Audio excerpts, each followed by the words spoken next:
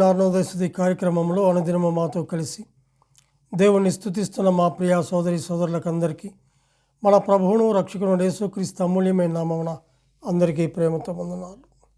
ఉదయకాల మన ధ్యానాంశము క్షమించువాడు.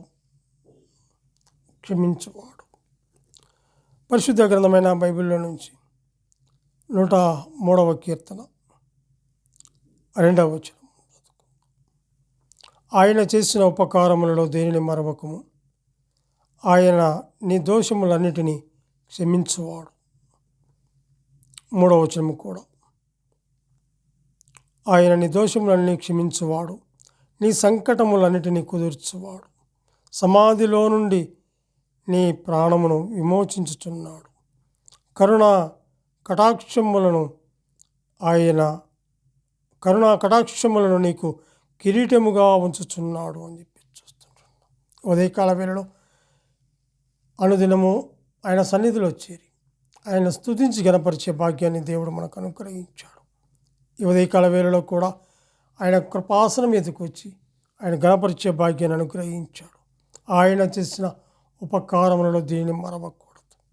ఎందుకంటే ఆయన నమ్మదగినవాడు, గొప్పవాడు, అద్వితీయుడు, అతికాంక్షణీయుడు, 10,000 మందిలో గుర్తింపదగిన దేవుడు. ఆయన క్షమించే దేవుడు. పాపలను క్షమించడానికి ఆయన లోకానికి వచ్చాడు. అందుకే అంటాడు కదా, నశించిన దాన్ని వెతికి రక్షించడానికి మనిషి కుమారుడు వచ్చాడు, పాపలను రక్షించడానికి వచ్చాడు. మనందరి దోషములు భయంకరమైంటుండగా ఆ దోషములను మరి ఆ పాపము నుండి తప్పించడానికి దేవాతి దేవుడు మనకు వచ్చాడు. ఇక్కడ గమనించినట్లయితే 3వ వచనంలో, ఆయన నీ దోషములన్నిటినీ క్షమించువాడు, నీ సంకటములన్నిటినీ కుదుర్చువాడు అని చెప్పేసి చూస్తుంటున్నాం. సంకటములను మరి తీర్చువాడు ఆయనే, ఆటంకాలన్నింటినీ తొలగించువాడు ఆయనే. ఆయన నీ దోషములు క్షమించువాడు అని చెప్పి చూస్తుంటున్నాం. అవును, మన దోషాలు క్షమించాడు. నా దోషాలు ఆయన 2000 సంవత్సరానికి ముందే 2000 సంవత్సరానికి ముందే ఆయన నన్ను క్షమించాడు. ఆయన నన్ను భద్రపరిచాడు, ఆరోగ్యం ఇచ్చాడు, ఆయన బిడ్డగా చేసుకున్నాడు, ఆయన సన్నిధిలో ఉండే కృపను నాకు అనుగ్రహించాడు. దోషములన్నిటినీ క్షమించుట మొదటిది, ప్రాముఖ్యమైనది కాదు. ఆయన నీ దోషములన్నిటినీ క్షమించువాడు. అవును, మన దోషాలు ఎన్నో, 1, 2 కాదు, ఎన్ని దోషాలు మనం చేస్తున్నాం. పుట్టినది మొదలుకొని ఇంతవరకు మనం చేసిన దోషాలు క్షమింపరానివి కదా. అయితే క్షమా కలిగినటువంటి దేవుడు, క్షమించే దేవుడు. ఒక మనిషి ఒక మాట మాట్లాడితే ఆ మాటకు మనము అయా సరే నేను క్షమించాను నిన్ను అని చెప్పాలి. ఎందుకంటే ఆయన మనల్ని క్షమించాడు. ఘోర పాపులమైనటువంటి మనల్ని క్షమించాడు. మనల్ని క్షమించి, ప్రభువా నాయనా నన్ను క్షమించు ప్రభువా అని చెప్పేసి అని ఆయన పాదాల మీద పడినప్పుడు మన పాపములను క్షమించాడు, మన దోషములను తొలగించాడు, మన మీదకి రావాల్సిన ఖడ్గాన్ని తప్పించాడు, మన మీద ఉండవలసినటువంటి ఆ నేరమును తప్పించాడు, ఆయన మీద వేసుకున్నాడు. మనమందరము గొర్రెల వలె దారి తొలగిపోయినప్పుడు ఆయన మనందరి బదులు ఆయన శిక్ష అనుభవించాడు. మనందరి దోషములు కొరకై ఆయన నలుగకొట్టబడ్డాడు. దోషములని క్షమించిగా మనం చూస్తుంటున్నాం. ఇది ఇతర దీవెనలకు పునాదిగా మనం చూస్తుంటున్నాం. 130వ కీర్తన 3-4 వచనాలు చూద్దాం. 130వ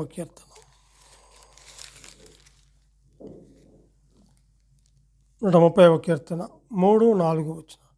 యెహోవా, నీవు దోషములను కనిపెట్టి చూచిన ఎడల, ఆయన మన దోషములను చూసి కనిపెడితే మనము నిలవగలుగుతామా?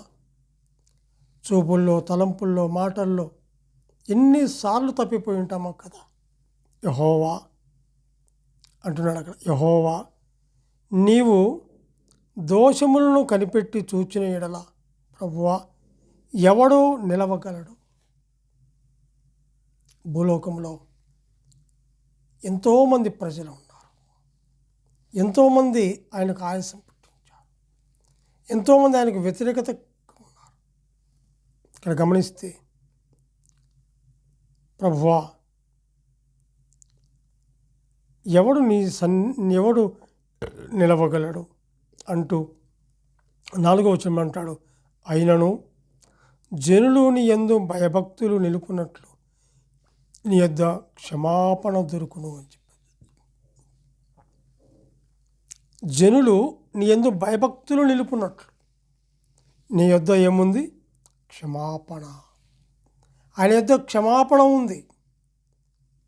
మన దోషములను చూస్తే, మన పాపములను చూస్తే, మన అతిక్రమములను చూస్తే, మన యొక్క ఘోరమైనటువంటి మాటలను చూస్తే ఎవరు కూడా ఆయన సన్నిధిలో నిలవ తగని వారం.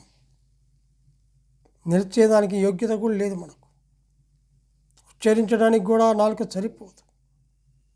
అంత భయంకరమైనటువంటి మనల్ని ఆయన తప్పించాడు అంటాడు కదా.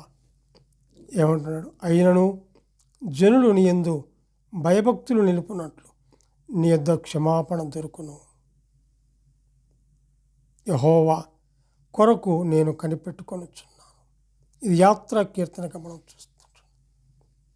ఇక్కడ గమనించినట్లయితే నా ప్రాణము ఆయన కొరకు కనిపెట్టుచున్నది, ఆయన మాట మీద నేను ఆశ పెట్టుకొని ఉన్నాను. 7వ వచనంలో అంటాడు, 130వ కీర్తన 7వ వచనం, ఇశ్రాయేలు యెహోవా మీద ఆశ పెట్టుకొను, యెహోవా యొద్ద కృప దొరుకును, ఆయన యొద్ద సంపూర్ణ విమోచన దొరుకును అని చెప్పి చూస్తున్నాడు. ఇశ్రాయేలీయులే కాదు, ఈనాడు ఆయన నిజమైన దేవుడని, గొప్ప దేవుడని, పాపుల కొరకై పరమ నుండి వచ్చినటువంటి దేవుడని నమ్మి విశ్వసించినటువంటి మనము ఆయన సన్నిధిలో మనం ఒప్పుకోవాలి. ఇక్కడ గమనించినట్లయితే యెహోవా మీద ఆశ పెట్టుకొను, యెహోవా యొద్ద కృప దొరుకుతుంది. కృప కలిగిన దేవుడు కృపకు నోర్చుకొని మానవునికి కృపను అనుగ్రహించాడు. కృప నోర్చుకోవాలని మానవునికి కృప అనుగ్రహించాడు. ఆయన యొద్ద సంపూర్ణ విమోచన దొరుకును అని చెప్పి చూస్తుంటున్నాం. ఇశ్రాయేలీయుల దోషములన్నిటి నుండి ఆయన వారిని విడిపించును. ఇశ్రాయేలీయులనే కాదు, నిన్ను నన్ను విడిపించినటువంటి దేవుడు, నిన్ను నన్ను మరి బ్రతికించినటువంటి దేవుడు. పాపక్షమాపణ లేకపోతే ఇతర దీవెనలకు విలువ ఉండదు. ఒప్పుకోవాలి, అయ్యా నా దోషం, నా పాపం ఇది అని ఒప్పుకొని విడిచిపెట్టినప్పుడు ఆ పాపము నుండి తప్పిస్తాడు. అక్కడ అంటాడు కదా ఆయన, నిర్గమకాండం 34:7లో కూడా మనం గమనించినట్లయితే, నిర్గమకాండము 34వ అధ్యాయము 7వ వచనం,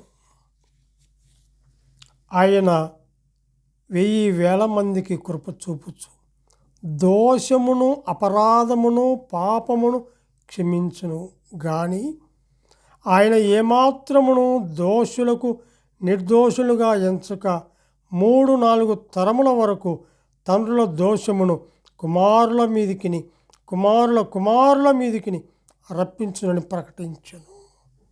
అందుకు మోషే త్వరపడి నేల వరకు తల వంచుకొని నమస్కారము చేసి, ప్రభువా నా మీద నీకు కటాక్షము కలిగిన ఎడల నా మనవి ఆలకింపుము అని చెప్పి చూస్తుంటాడు. అన్నాడు ఇశ్రాయేలు ప్రజల కొరకు. మరి ఆయన మోషే త్వరపడి నేల వరకు తల వంచుకొని నమస్కారము చేసిన వాడుగా ఉన్నాడు. మనము కూడా ఆయన కృప చూపించేవాడు, ఆయన 1000 మందికి కృప చూపించేవాడు. దోషమును అపరాధమును పాపమును క్షమించే దేవుడు, క్షమించేవాడు. యెషయా గ్రంథము కూడా మనం గమనించండి. యెషయా గ్రంథము 43వ అధ్యాయము 43వ అధ్యాయం 25వ వచనంలో కూడా గమనించినట్లయితే ఇక్కడ కూడా నేనే నీ చిత్తానుసారముగా నీ అతిక్రమములను తుడిచివేయుచున్నాను, నేను నీ పాపములను జ్ఞాపకము చేసుకొనను.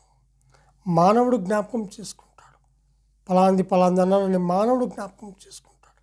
మానవుడు జ్ఞాపకం చేసుకొని దాన్ని సాధిస్తాడు. అయితే ఆయన అలా కాదు.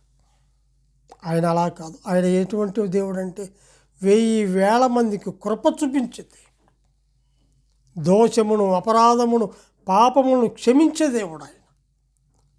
ఒక మానవునికి, ఒక సహోదరునికి మధ్యలో ఏదైనా తేడా వచ్చినప్పుడు, ఏదైనా గొడవ పడినప్పుడు, లేదా ఏదన్నా మాట వచ్చినప్పుడు, అయ్యా ఇది తప్పు అయిపోయింది క్షమించండి అన్నప్పుడు ఎదుటివాడు క్షమించాలి.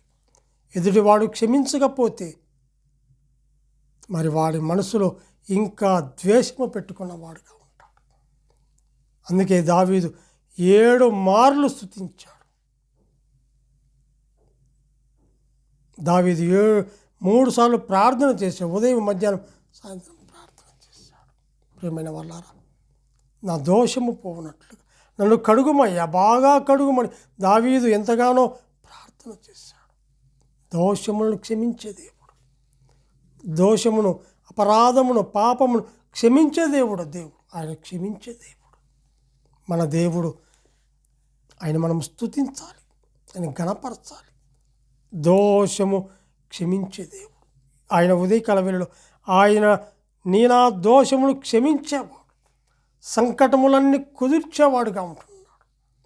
ఏ ఆటంకం ఉన్నా, ఏ అడ్డంకం ఉన్నా, ఏది ఉన్నా కూడా దాన్ని తప్పించే దేవుడుగా ఉన్నాడు. అందుని బట్టి మనం స్తుతించాలి. ఈరోజు మనకు ఆరోగ్యం ఇచ్చాడు, అంతేకాదు సిరి సంపదలు ఇచ్చాడు, భూ సంబంధమైనటువంటి ఆశీర్వాదం అనుగ్రహించాడు, పర సంబంధమైన ఆశీర్వాదం మనకు అనుగ్రహించాడు. ఇచ్చినటువంటి ఆయన్ను ఉదయకాల వేళలో నోరారా మనసారా ఆయన మనం స్తుతించాలి. ఎందుకంటే మనందరి పాపముల నిమిత్తమై, మనందరి దోషముల నిమిత్తమై, మనందరి అతిక్రమముల నిమిత్తమై ఆయన నలగ కొట్టబడి, హేళన చేయబడి, ఆయన శిలువలో రక్తమును కార్చి, ఆయన ఆకాశానికి భూమికి మధ్యలో వేలాడదీయబడి, ఏలీ లామా సబక్తాని బిగ్గరగా కేకవేసి ప్రాణం విడిచిపెట్టి సమాధి చేయబడి, మరలా 3వ దినమున మృత్యుంజొల్లేసి దానికి పార్శ్వమున కూర్చొని నీ కొరకు నా కొరకు విజ్ఞాపన చేస్తూ తిరిగి రానయం అట్టి దేవుణ్ణి ఉదయకాల వేళలో నోరారా హృదయమారా ఆయన మనం స్తుతించాలి. ప్రభువా, నా దోషములను క్షమించావు, నా పాపములను క్షమించావు, నా అపరాధములను క్షమించావని ఒప్పుకుంటే నీకు రక్షణ, ఒప్పుకోకపోతే నీకు శిక్ష, అగ్నిగుండం ఉన్నది, వేదన ఉన్నది. కాబట్టి ఒప్పుకుంటే పరలోకం, ఒప్పుకోకపోతే అగ్నిగుండం. కాబట్టి ఉదయకాల వేళలో మరి దేవాతి దేవుణ్ణి స్తుతించే భాగ్యాన్ని మనకు అనుగ్రహించాడు. ప్రార్థన చేసుకుందాం. పరిశుద్ధులమైన మా ప్రియ పరలోకపు తండ్రి, మీ ఘనమైన శ్రేష్టమైనటువంటి నామమునకు స్తుతులు స్తోత్రములు చెల్లించుకుంటున్నాం. దేవా, నీవెంతైనా నమ్మదగిన దేవుడు. ఉదయకాల వేళలో మా పాపములు, మా దోషములు, మా అపరాధములు అన్నీ క్షమించినటువంటి దేవుడు. అవును నాయనా, దేవా తండ్రి, నీ సన్నిధిలో నాయనా మరి మీరు చేసిన ఉపకారములకు మేము ఏమి చెల్లించినా కూడా రుణస్థలమైంటుండగా మమ్మల్ని మేము తగ్గించుకొని మీ దైవత్వమును, మీ మానవత్వమును హెచ్చించి పూజించి నమస్కరించే ఆ కృపను మీరు మాకు అనుగ్రహించినందుకే స్తోత్రములు చెల్లించుకుంటూ మా రక్షకుడైన యేసుక్రీస్తు అమూల్యమైన నామమున స్తుతులు స్తోత్రములు చెల్లించి ప్రార్థన చేయుచున్నాము తండ్రి. ఆమెన్.